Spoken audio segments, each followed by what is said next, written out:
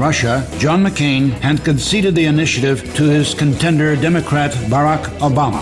Now, what could raise the popularity rating of this radical militarist, a Russian threat? Just exactly what all Western media howled about after the Caucasus War proved to be a very good injection for McCain's rating. Russian actions in clear violation of international law have no place in 21st century Europe.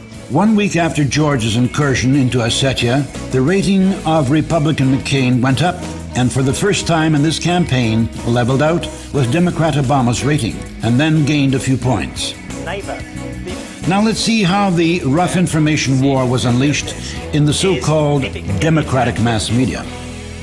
Russia's invasion of Georgia represents the most serious challenge to this political order since Slobodan Milosevic unleashed the demons of ethnic nationalities in the Balkans. What is happening in Georgia today, therefore, is not simply a territorial dispute. It is a struggle about whether a new dividing line is drawn across Europe between nations that are free to determine their own destinies and nations that are consigned to the Kremlin's autocratic orbit.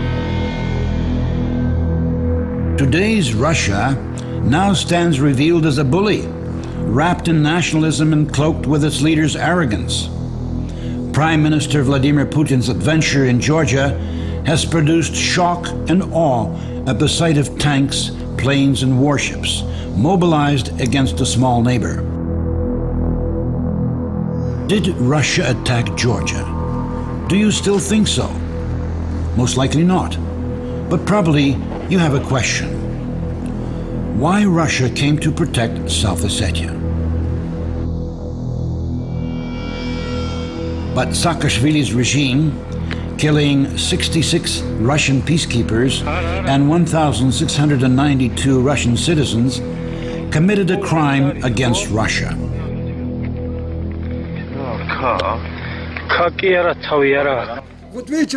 These peacekeepers are called peacekeepers because they mustn't shoot them. Some of our citizens hid there, hoping that they wouldn't be attacked. But they attacked and inflicted airstrikes on whatever they liked.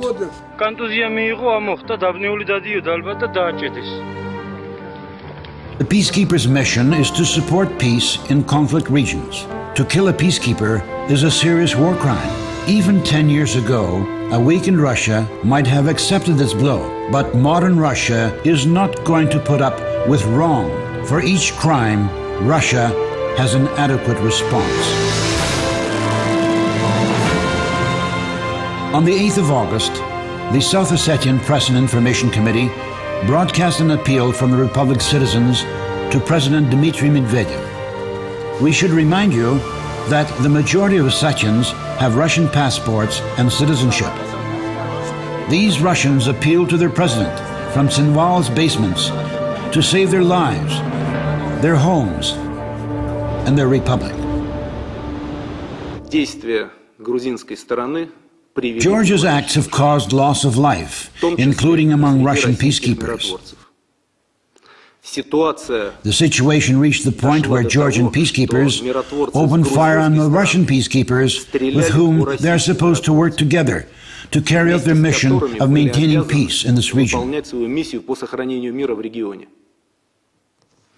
Civilians, women, children, and old men are dying today in South Ossetia, and the majority of them are citizens of the Russian Federation.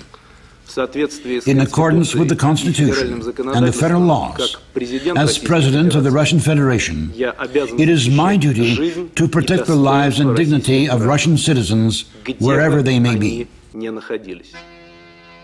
This war has split the Caucasus. Russia and South Ossetia have lost their citizens.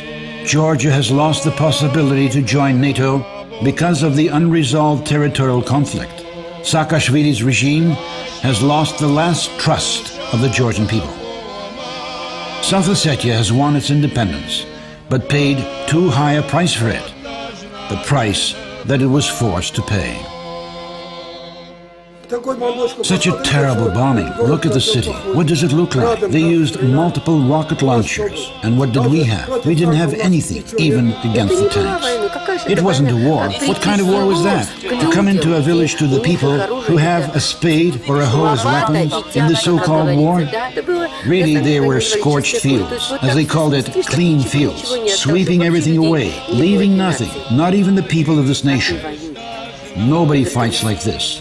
They are cowards. They attacked old men and women. They are cowards indeed. The task is not to sympathize with us or express a favorable attitude. The task is that this must not happen again, anywhere. That's why international organizations should stay here, analyze what happened, and do everything for it not to happen again, so that South Ossetia becomes the last place where such murderous deeds were carried out. In short, we saw Armageddon. Everybody is afraid of Armageddon, but we saw it.